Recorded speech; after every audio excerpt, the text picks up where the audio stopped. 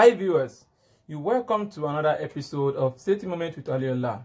I hope you're enjoying the stay at home. Please kindly stay at home to remain safe. This time around, we'll be going into process safety. We'll be talking about a very important topic, a very important model, which is called the switches model. Switches model generally is being used and is applicable in so many fields. It is being used in risk analysis, it is being used in risk management, including in the aviation industry, is used in engineering, it is used in healthcare systems, and particularly in safety. So this time around, we'll be streamlining our discussion about the switches model using process safety. As we continue to enjoy this discussion, kindly remember to subscribe to our YouTube channel, kindly remember to follow us, and we shall continue to give you a lot of safety important topics. Now, back to switches model. Follow us. Thank you.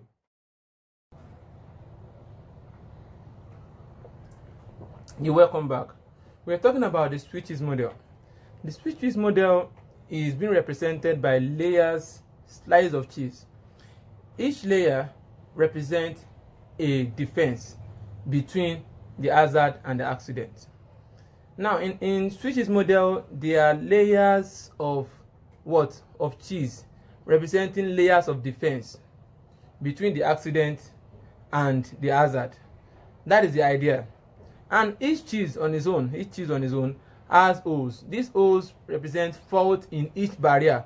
For each barrier that you put in place, there are faults there. So the idea is that theoretically, there's a concept that says that accidents cannot necessarily occur if there's a fault in one, since there are different barriers. So there are other barriers that will protect it, but this is not the case in process safety. Generally, what they actually mean is that since there are barriers in place, if there can only be an accident where the loopholes, the holes in each cheese momentarily lines up together. They line up together in which there is a particular lineup that links the holes together between the hazard and the accident. That is the general idea of switches model. In process safety specifically,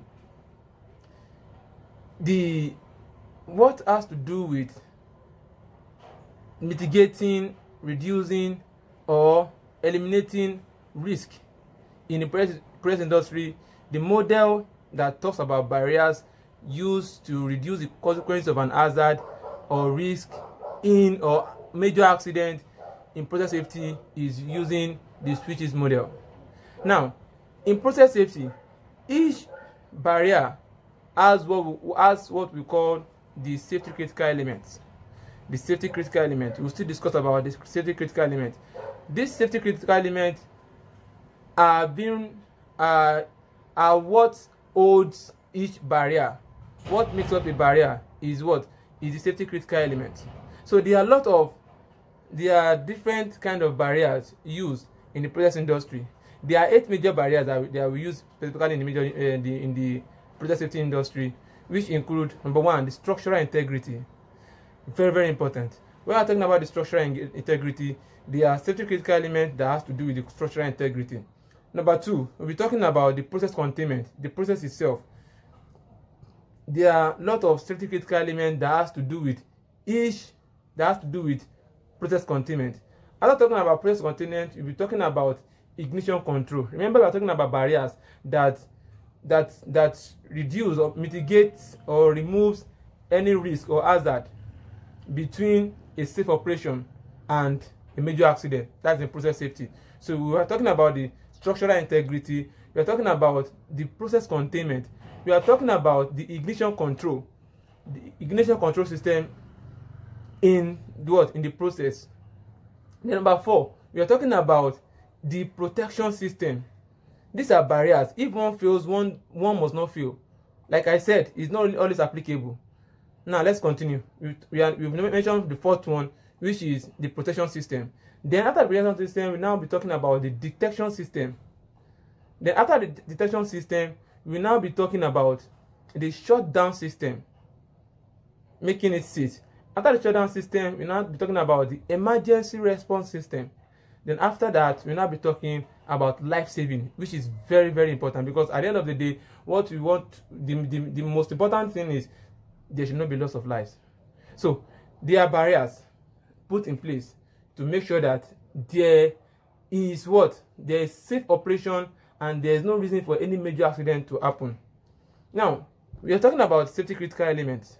What are the safety critical elements for each of these barriers? Stay tuned with us as we continue to discuss. Welcome back. Remember, we are talking about the Swiss cheese model. We are talking about the holes. We said each hole represents a degradation in the in the barrier, a loss of integrity. Now, most times these holes are being attached to safety critical elements. What are safety critical elements? Safety critical elements are part of an installation whose number one, failure can lead to can lead to a major accident, or whose duty is to prevent a major accident or mitigate the effects, the consequences of a major accident. I hope you get that. Number one, it's either that they installed it there so that it will prevent or mitigate the consequences of a major accident. That is why it's there. Or if his own failure itself will lead to a major accident. Now, for each barrier, we have various safety critical elements. Number one, when we talk about structural integrity, safety critical element, we're talking about the foundation structure. We're talking about, for example, crane lift. Crane lift is part of every crane, how it's been designed from the design stage. Though it's not part of process safety, I'm trying to give us obvious examples. That we're talking about the structural integrity of the system.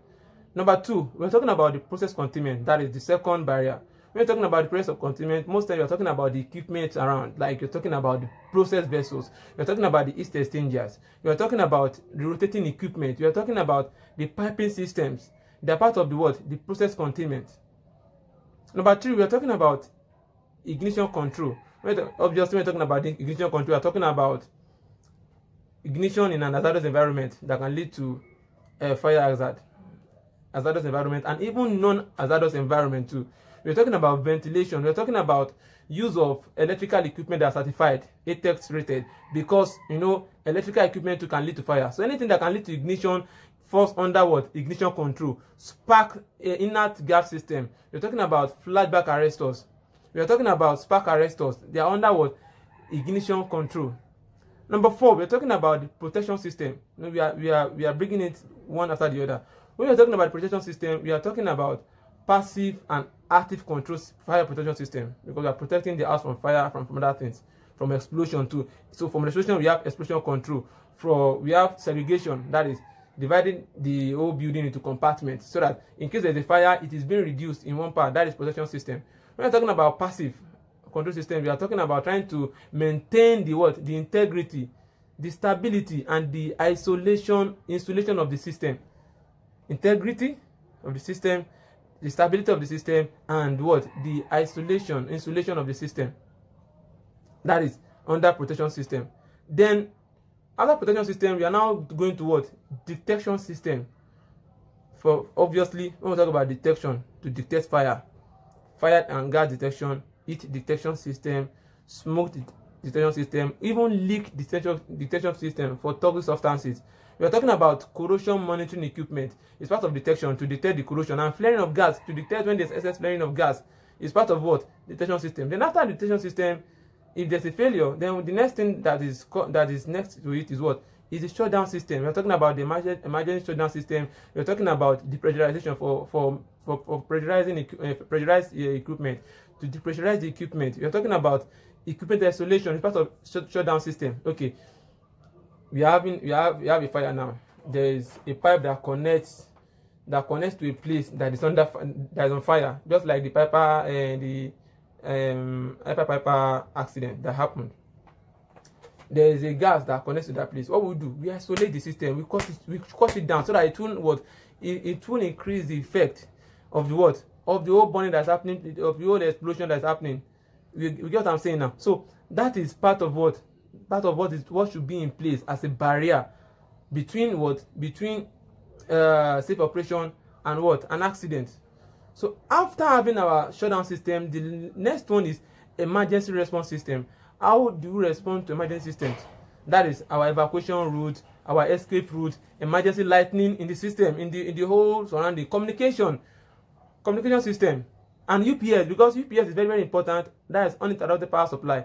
In case where there is an accident, is where there is a shutdown and it affects the lightning in the whole in the industry. What happens? There should be an uninterrupted power supply that will come up to assist in emergency response system. Then after that, we'll be talking about life saving.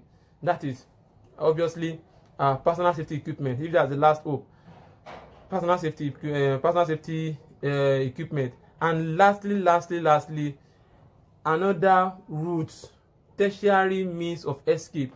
Maybe you want to use what do you call it, so that you escape. But it shouldn't get to this level, and that's how we have various barriers. Remember that I told us that it's not necessary that everything will fail before an accident occurs. It's not necessary for all the aid to fail. For example, when you have a toxic release, a very toxic substance that is being released, that is under process containment. When there's a failure in process containment and there's toxic release, your fire detection might not detect it. Even if if there's a leak detection system that detects it, it doesn't stop someone from inhaling it. It doesn't stop someone from inhaling it, because at that moment there is already a flare, a release of toxic substance. So most times it's not necessary for every barrier should fail before an accident occurs. So meaning that each barrier is as important as all the barriers. So don't let us forget this. And in our next discussion, we'll be going deeper into what we call the safety critical element. It's very, very important. And finally, let us remember that most failures, most barriers depends on depends on people. So most times it is not only about the barriers, it is about the people. It's about the management system in place. That's why we have inherent safety in process safety. So let us remember this always. Let us remember to always put our safety procedures in place in the industry and wherever we are working. In our next discussion, we're talking about what this safety critical element really means. We're going in depth into safety critical elements. I hope you enjoy the video. Yes, I'm introducing to you Safety Moment with Waliola, where we enlighten, we educate, and we widen our scope on various health and safety issues. We discuss safety as a way of life and safety as a career path. At Safety Moment with Waliola, we discuss various safety-related issues ranging from home safety, personal safety, safety of our kids, safety while we are at work, and other critical safety issues, accidents that happen around us, and we discuss about the investigation and lesson learned. Always remember that safety is everyone's business. We need to be proactive and be aware of the hazard around us so that we can put corrective actions in place. Join us as we battle into the world of safety. Join us on all our Instagram handles, on Facebook, on YouTube, on WhatsApp, and we will surely give you the best. Thank you as you join us.